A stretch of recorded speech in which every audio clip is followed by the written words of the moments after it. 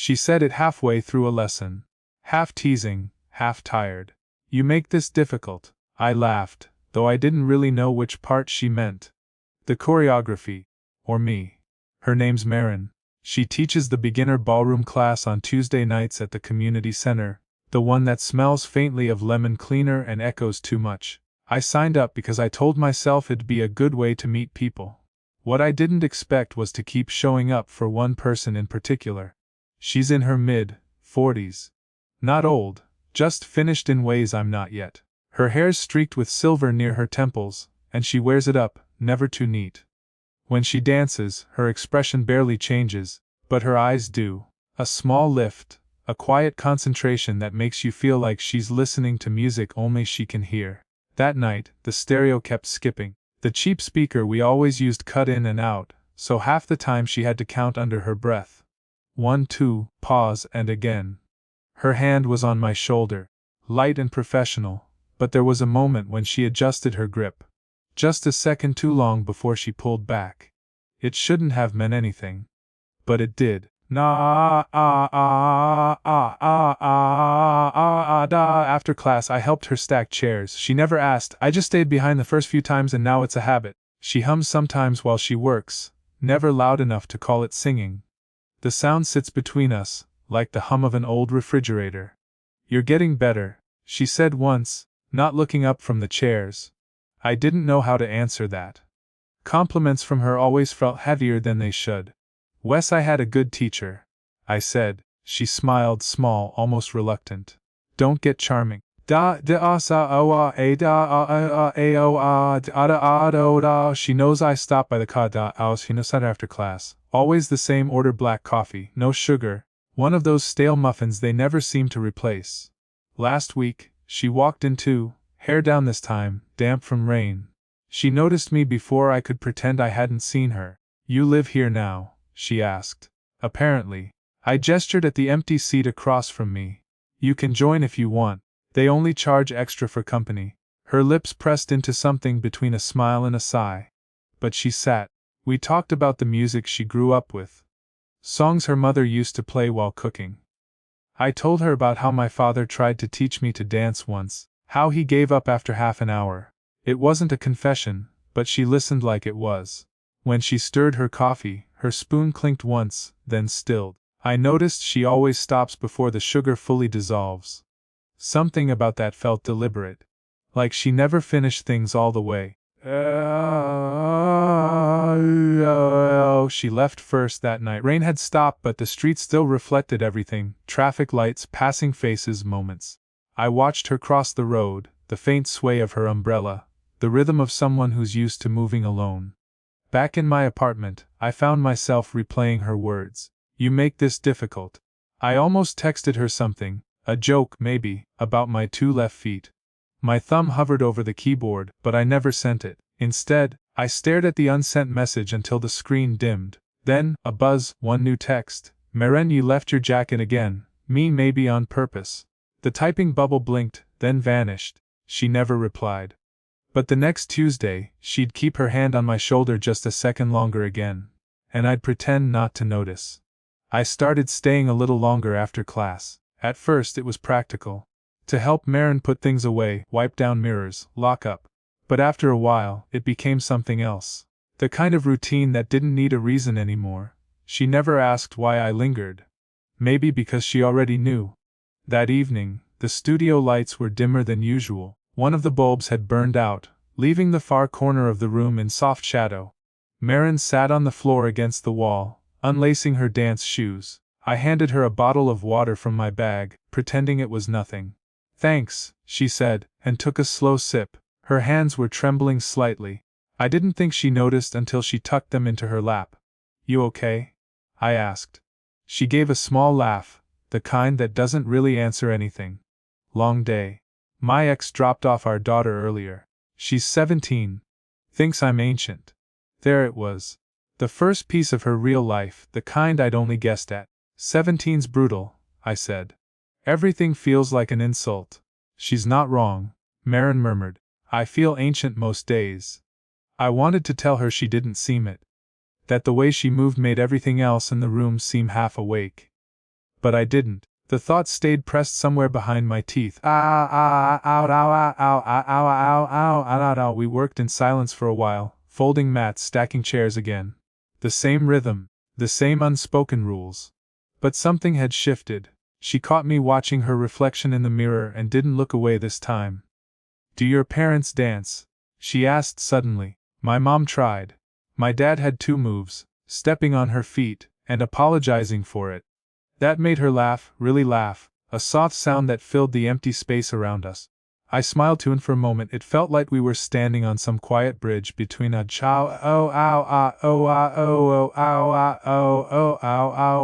later. When she locked up, she fumbled with the keys. I reached to help, our hands brushing just once, her breath caught, almost invisible, but I heard it. Felt it. Got it. She said quickly, withdrawing her hand. Guess I'm good for something, I said. You shouldn't stay this late, she replied. People might think. She didn't finish. I wanted to ask, think what? But instead, I just nodded. The air between us thinned, like something fragile holding its breath. We stood outside the building, the night thick and warm. Her car was parked out a flickering streetlight. She paused before getting in. Hey, I said. You forgot your water. She turned back, smiled faintly. Keep it. You'll need it more next week. She shut the door before I could answer.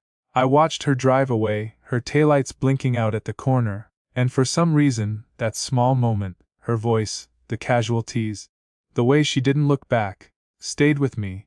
Maybe because it felt like someone finally saw me. She changed the schedule. Said Tuesday nights were getting too crowded, so she moved my private sessions to Thursdays. It sounded like nothing, a logistical choice, but something about it felt off. Like a rearranged picture frame you can't stop straightening. Thursday nights were quieter. The building nearly empty, the hum of vending machines louder than our music, and I didn't ask. We started with a simple waltz, her hands colder than usual. Loosen up, she said, adjusting my posture. I nodded, though she was the one holding tighter. Halfway through, she pulled back abruptly. Sorry, she said. I'm distracted tonight. Everything okay? She hesitated. Looked like she was deciding whether to lie. Just life stuff. My daughter's staying longer this week. My ex has opinions about that. She tried to laugh it off, but the sound fell flat. You can talk about it, I said. I shouldn't. You already started. Her eyes lifted to mine, sharp, tired. You're too young to be this stubborn, I smiled quietly. You're too old to think that works on me. The silence after that wasn't awkward. It was something heavier. Something that knew better. We took a break. She brewed tea from a small thermos and was carried. Handed me a paper cup, no sugar. It's jasmine, she said. My mother used to make it. Said it calms the mind. It's working, I said. She looked at me, really looked. You never seem like you need calming. I wanted to say only around you. Instead, I said, you'd be The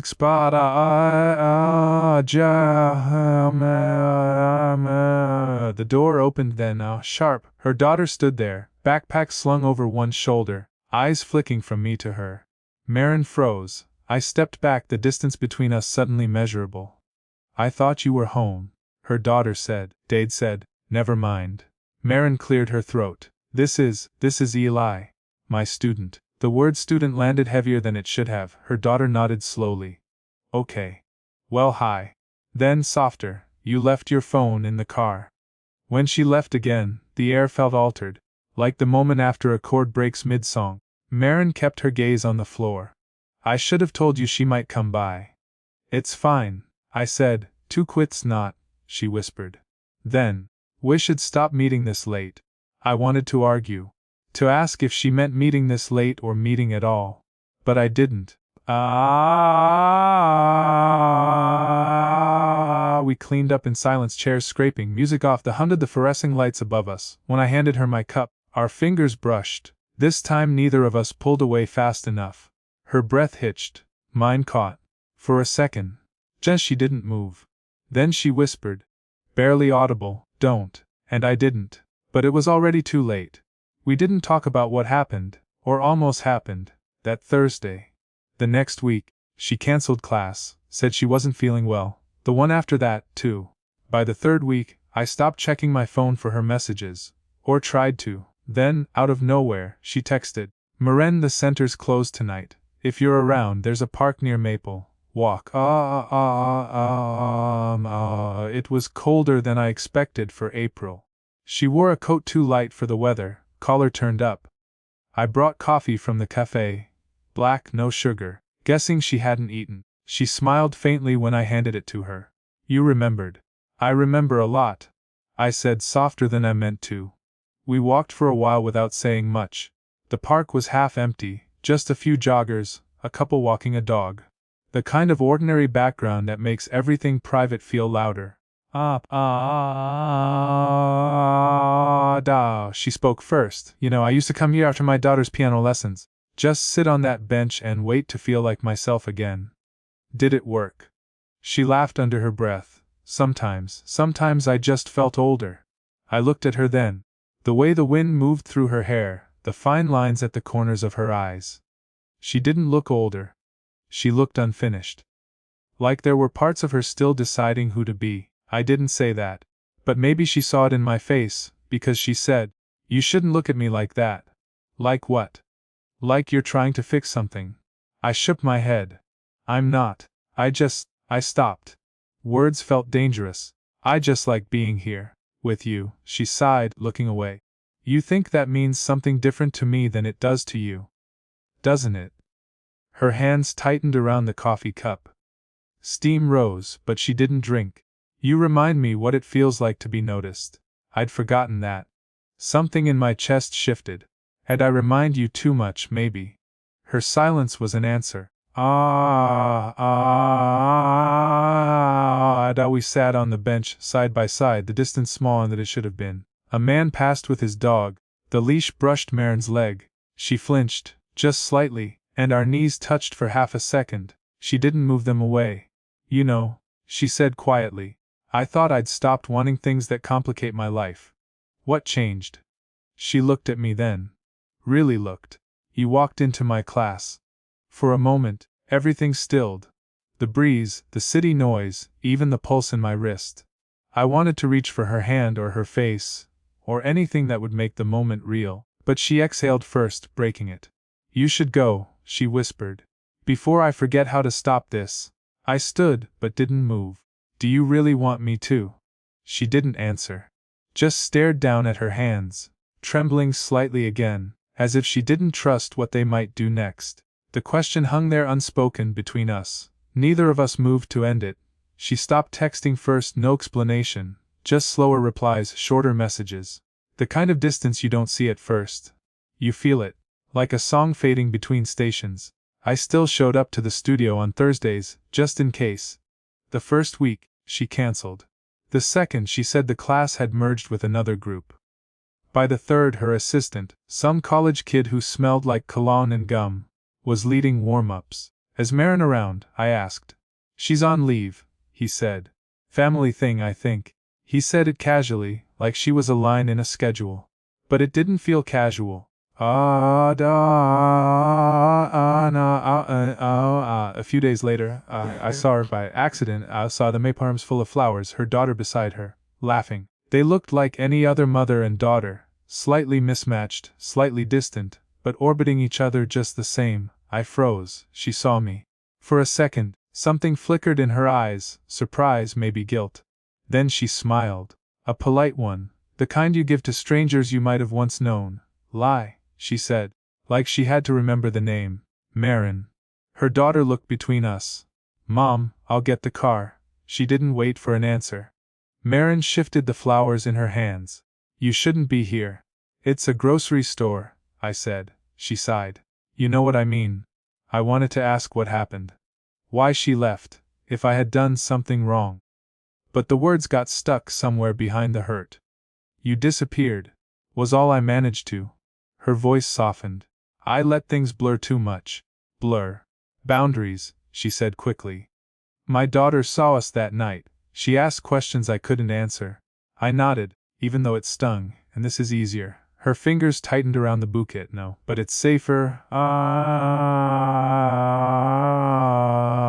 she left first, again. I stood there a while, watching the empty parking spot where her car had been. I didn't feel heartbroken, I felt paused. Like life forgot to finish the sentence. That night, I drafted a message. Me, you don't have to that night. I just wish you hadn't made it feel like it meant nothing. I stared at it for a long time. Deleted it. Rewrote it. Deleted it again. Then I typed something else. Me, did you ever think we were supposed to meet? Or was it just timing? The cursor blinked, waiting. Like it wanted to finish the thought for me. I didn't send it, just left it open, glowing in the dark. By morning, the screen had gone black. And the message was still there, unsent, waiting for a version of me that might have pressed send. It was almost summer when I saw her again. The air was heavy, full of that tired kind of heat that makes everything feel slower. I was walking home from work when I noticed the lights on in the dance studio again. That same lemon cleaner smell spilling out through the propped door. And there she was. Alone, no music. Just her reflection in the mirror, moving without counting, without anyone watching. I stood by the doorway for a minute, just listening to the sound of her shoes against the floor. Then she stopped, turned. For a second, she looked startled. Then she smiled, not like before, not polite, not restrained, just tired, honest. "Hey," she said softly. "Hey," I echoed. Neither of us moved. The fan hummed above us, stirring warm air that didn't go anywhere. I shouldn't be here, I said. Neither should apply. Almost made us laugh. Almost. She gestured to the empty space beside her. You came to dance, maybe just to talk. She nodded once. Toppins harder. I stepped inside. The mirrors caught both of us. Her in her loose gray sweater, me in my work clothes. We looked like strangers trying to remember who they used to be. I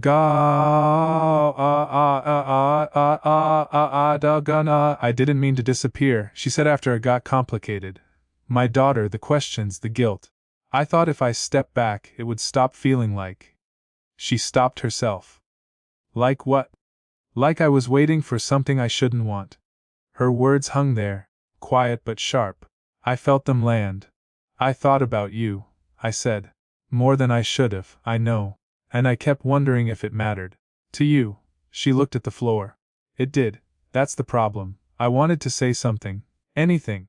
But I couldn't find words that wouldn't sound like asking her for something she couldn't give. Instead, I took a slow step closer. Not close enough to touch. Just enough that she could feel the choice in the space between us. You know, she whispered, you make this difficult. I smiled, quietly. Only because you let me. That made her exhale, a shaky kind of laugh that wasn't really watero. We stood there, not moving, just breathing in the same small pocket of air. Then she reached up, brushed her fingers lightly against my sleeve. A touch so brief I could have imagined it. I can't promise anything, she said. I'm not asking for anything. Her hand fell back to her side. But she didn't step away.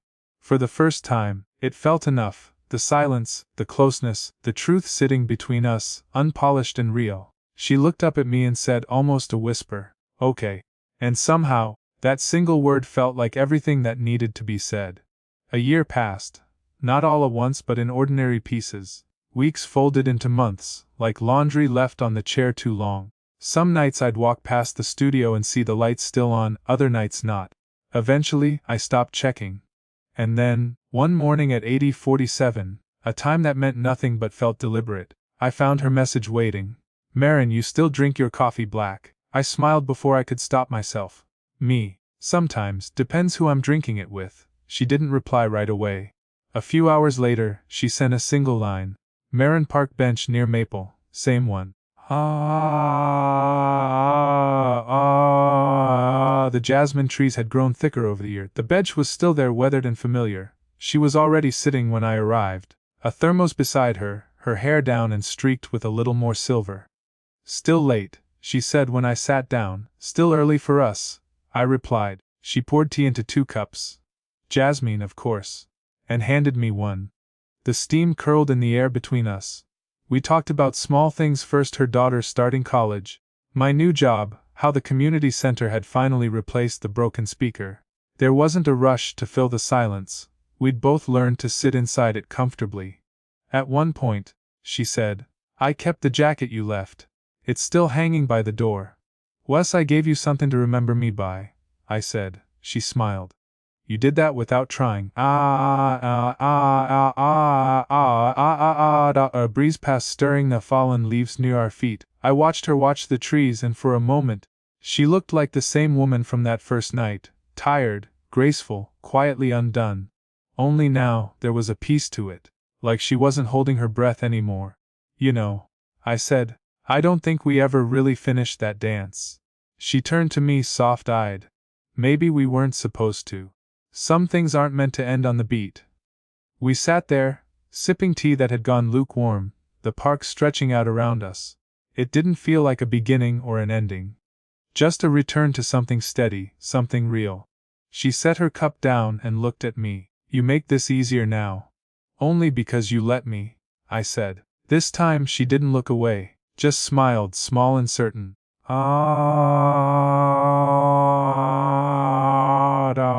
In our car. The morning I already started to shift, people jogging, dogs barking, life moving around us. Before she got in, she reached out, touched my arm once, brief and warm. See you next week, she asked. I nodded. She hesitated. Second 4-7. Yeah, I said, smiling. As her car pulled away, I sat back there, wound in my hand. The scent of jasmine lingered, and for the first time in a long while I didn't feel paused. Just quietly, finally present.